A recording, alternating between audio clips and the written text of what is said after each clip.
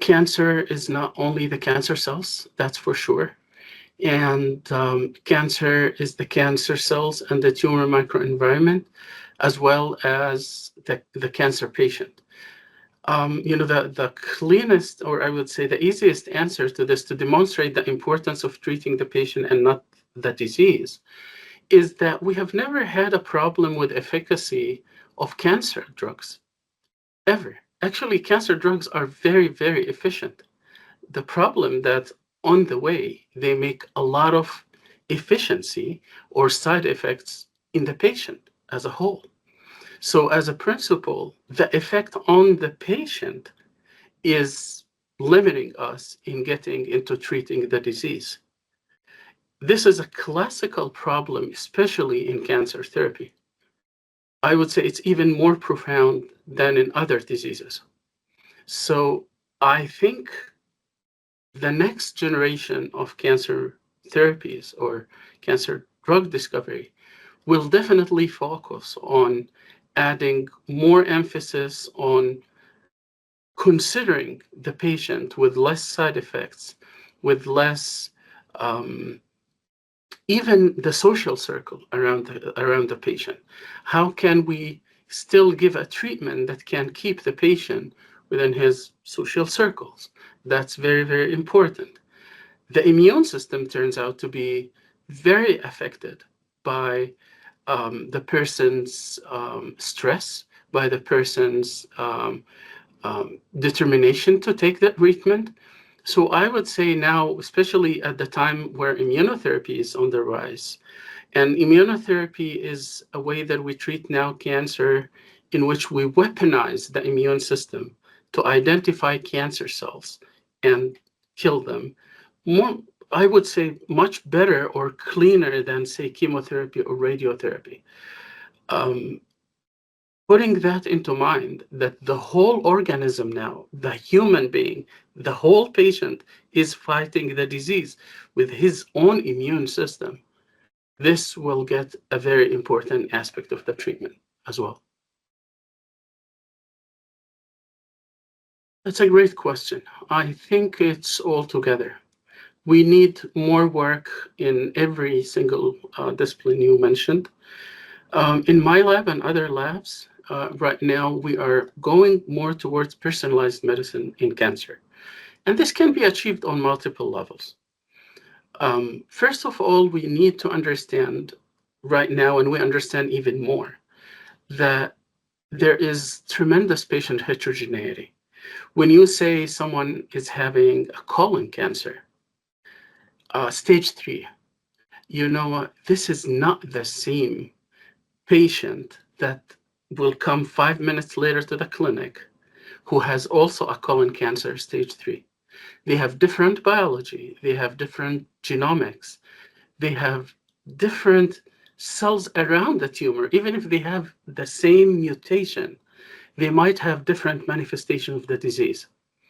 What we're trying to do right now in my lab, and definitely in other labs, is to look at the tumor or as the patient as a whole biology.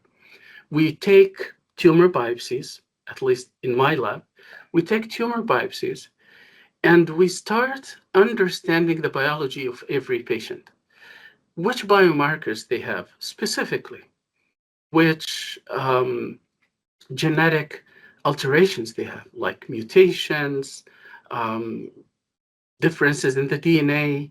Sometimes even these are not there. We find differences in the immune microenvironment around the tumor, which makes a huge difference in response even to regular therapies, not even immunotherapy, but definitely immunotherapy. So we have now developed more and more tools which enable us to look at the biology of every single patient, learn their own genetics, their own epigenetics, the tumor microenvironment, I would say the whole biology of the tumor, and then try to develop a treatment or match a treatment that matches the biology of this patient specifically. In my lab specifically, we have developed something we call ex vivo 3D tumor models, where we take a patient biopsy and we tissue engineer it again, ex vivo in the lab. So to look like what it looked in the patient. In that way, it resembles the biology of the patient, not only the cancer cell, but all the things around it as well. And then we screen drugs on it. We screen cancer drugs on it. And then we will identify that drug number 1 and 3 and 7 work for that specific patient. And we go back to the oncologist and tell them, we love your protocol. It was good for the 80s and the 90s. In the 21st century, we want to treat individual patients, not stages of disease. We are not there yet, but we are very close. We started with hematologic malignancies, with multiple myeloma, and now we are running another trial with AML, acute myeloid leukemia, and our models are pretty predictive. We are above 85% prediction of clinical response. So I would say we are not there yet, but we are very close. And I think all the genetic tools that we have right now, the genetic analysis, the single cell sequencing that enable us to look at different cells in the microenvironment, even drug response, the one that we do, all get us closer and closer to personalized medicine. The other question that you had there, do we need new drugs? Definitely. In many tumors, we don't have drugs that are effective. So do we need more drug development and discovery? Absolutely. But we have also now better tools to utilize the ones that we have already.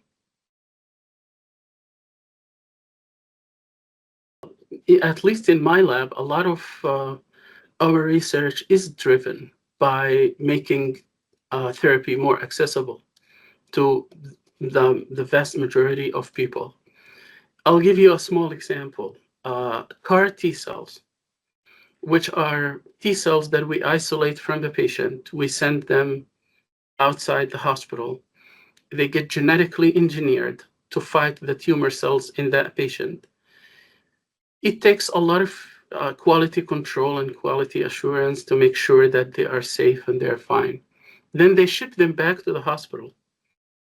And then from that point, we put them back in the patient to treat the cancer in that specific patient.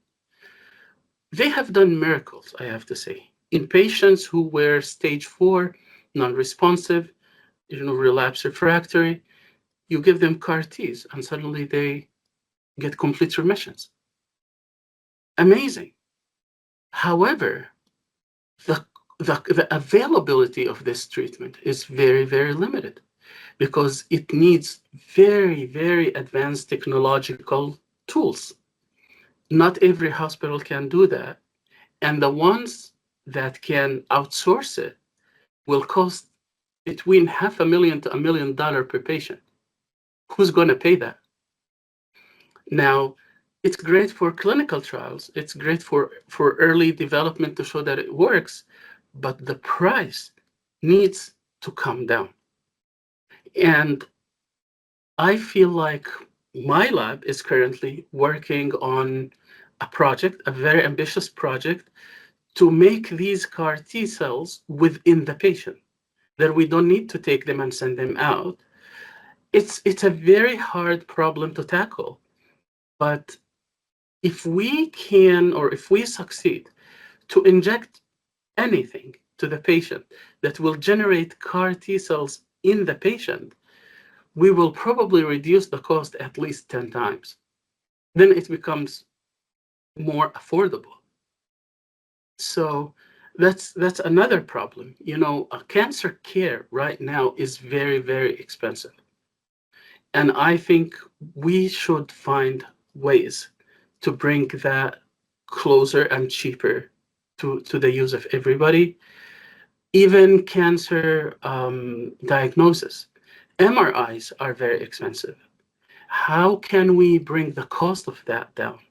PET-CT is very expensive. How can we bring the cost of these tests down so that, say, clinics in rural areas will have access to these, not only in the big hospitals in the big cities, which also my group is working very heavily, for example, on how can we reduce the cost of these diagnostic tests and make them more accessible to smaller clinics. This will transform cancer therapy, because many times when the patient in areas which are not as fortunate, when they get to the big hospitals, it's a bit too late. They are in late stages. If we can diagnose early or start treatment early in smaller clinics, I think this will revolutionize the cancer care in general.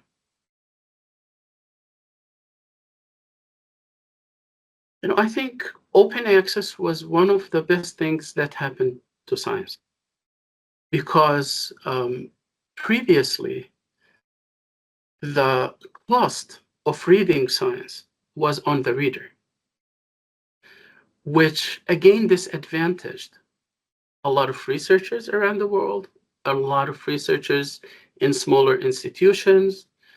Big institutions could have subscriptions to every journal out there. Then I remember in the 90s, when I was a young student, I would be calling friends. Can you send me the PDF of this paper?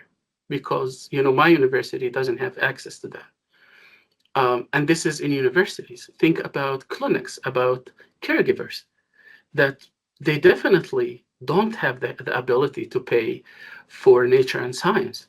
They don't have the ability to pay for all of these journals that cost a lot of money. I feel that making science open, it's not only good for the researchers, it's also good for the public, because now the public can see where are we going. Many times it's technical language, and that's hard to the public to understand, but at least we give them the opportunity to.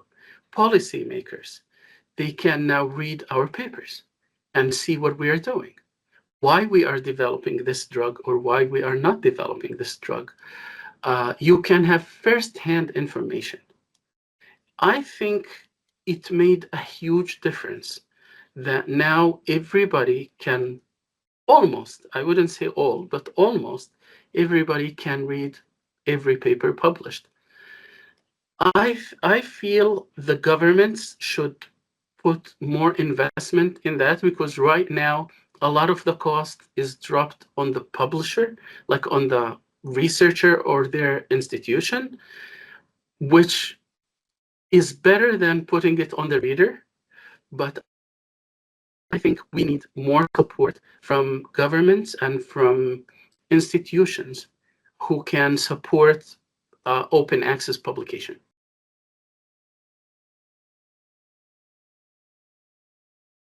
I would say 20, 30 years ago, when they were saying someone has cancer, people would go, oh, like it was almost a death sentence.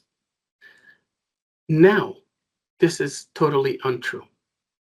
We have cures, not only treatments, we have cures for many cancers. We have now a lot of treatments that improve the survival and the lifespan and the life quality of patients. A lot of diseases that were unfortunately killing people within 3 to 6 months, now patients survive 15 years. And considering that a lot of cancers are, older people diseases, many of these patients just die from other natural reasons, not necessarily the cancer. We have made a huge step forward in cancer therapy, whether it's new chemotherapies, biological therapies, and now definitely the rise of immunotherapy. I would say watch out. We have tremendous developments coming, but we still need to go a long way. There are a lot of cancers which are not solved yet. And we need a lot of research, a lot of drug discovery and drug development to bring treatments from research into therapy that can help patients.